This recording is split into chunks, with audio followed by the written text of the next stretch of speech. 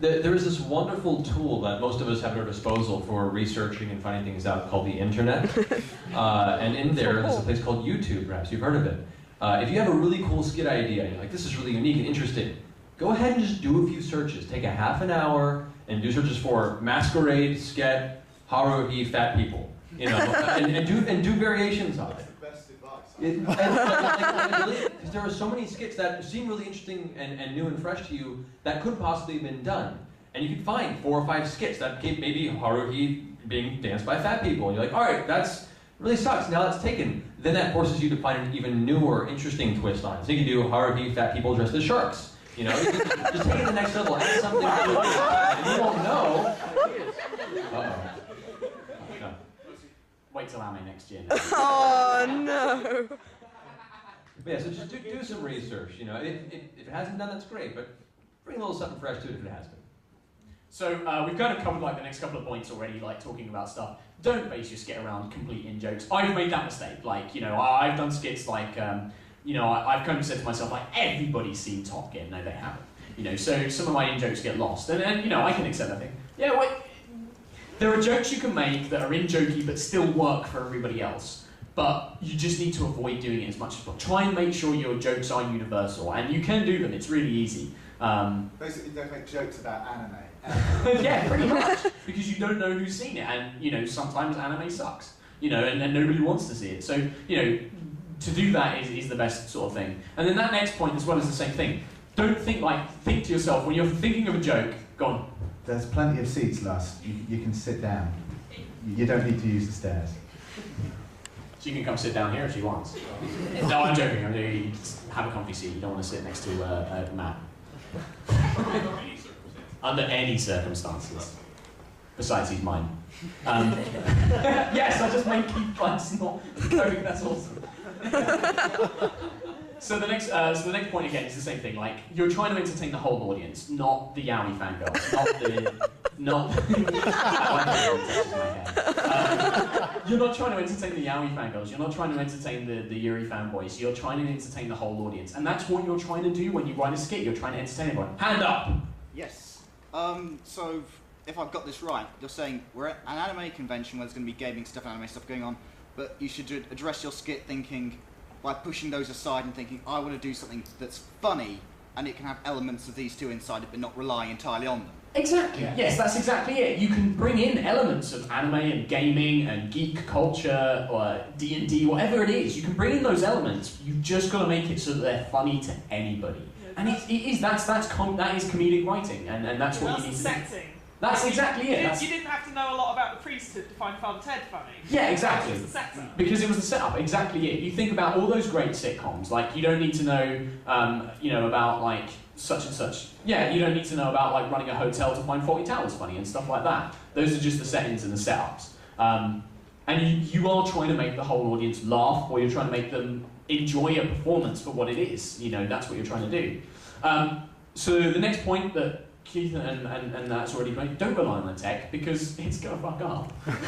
Let's face it, you know, the amount of times like I've been at rehearsal for like an amake at Ame or at the Minami thing, and they're like, and you'll be there and it will go to play and you're like, play. And they're like, no fucking sound! Yeah, it's just like, what do? You can't rely entirely on it. If you've pre-recorded, you've got to be prepared to improv. Go Tab! Yes! If there's a break of silence in the middle of your skit, tell every possible sound guy or tech guy you know not to stop the skit, because you may find yourself off stage, your skit cut off, a video playing,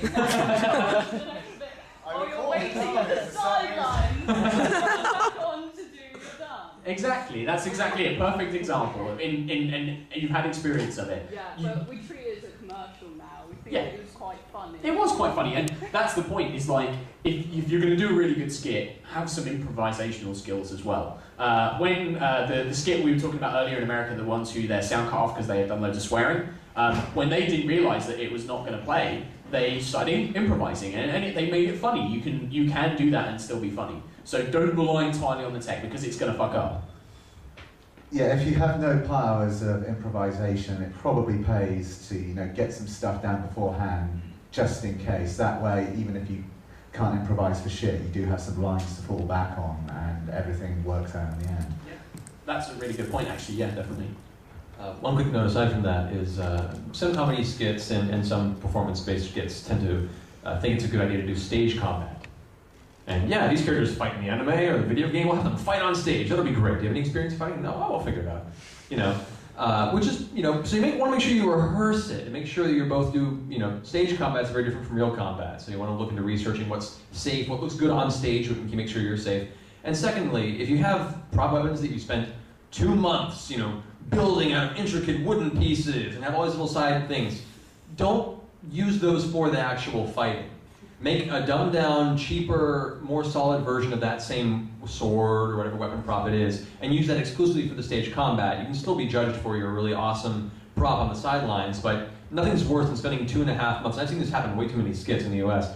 Spending months in this really awesome, you know, intricate, perfect, detailed Buster Sword from Advent Children, and you get that one guy presses a little too hard to clash with the other weapon and watching it just shatter in mid-stage. And the next 30 seconds was supposed to be an epic fight. You're just like...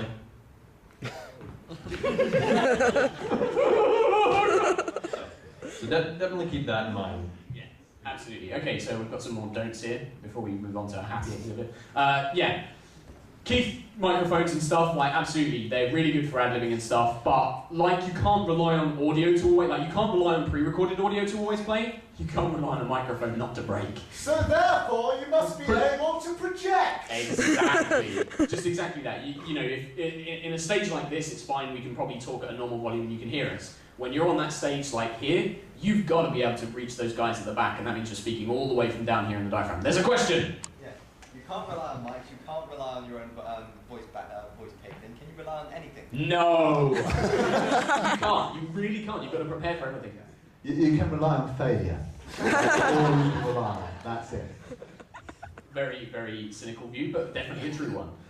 You really can't. You can't rely on anything. You've got to be able to say, okay, if this fucks up, I've got to have something to cover this. You've got to have something to cover if the microphone breaks, something to cover if the pre-recorded audio breaks, something to cover if your voice breaks. You know, have signs written or something, you know?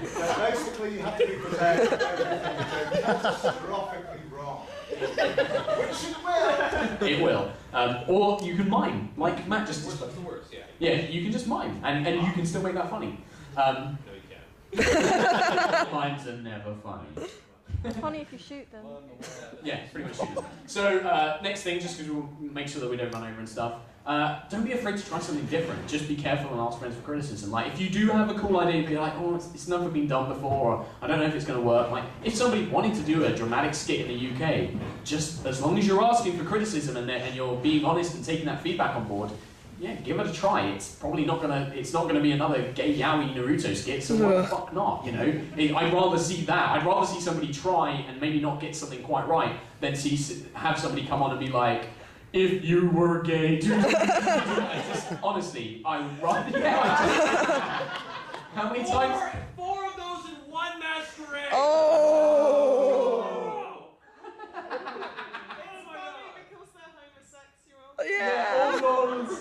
But yeah, exactly. I'd rather have somebody try something different and try to be a bit... I've never actually seen someone do a skit to If You're a You are blessed. You are very lucky, yeah.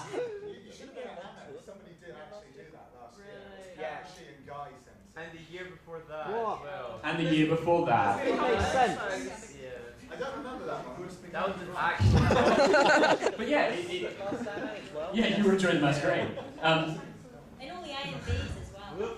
What's that, sorry? In all the AMVs as well. It's always everywhere. Sorry, what? In the AMVs. Oh, the AMVs and stuff. Yeah, exactly. It's the same thing. So, yeah, do something different, you know. Yeah, well, I'm assuming because you're all... No yeah, more we'll get Linkin to your Park questions in a minute, AMVs. but I'm assuming as you're all here, seeing as the Yowie panel is running, you must realise that Yowie skits are not original. They have never... Even the person who first came up with the Yowie skit was not original at all, ever. That said, there was, I think it was one of the animes where somebody did one, but sort of took the piss out of themselves for it, and that was sort of funny. There was it was a Yu-Gi-Oh one. Yeah. Oh, that was pretty funny. So you can do it, but again, they did something different with it. They didn't just go for the obvious. And so that's one of the biggest things I can say. Did you guys have anything on that point? Or shall I move on to the next question?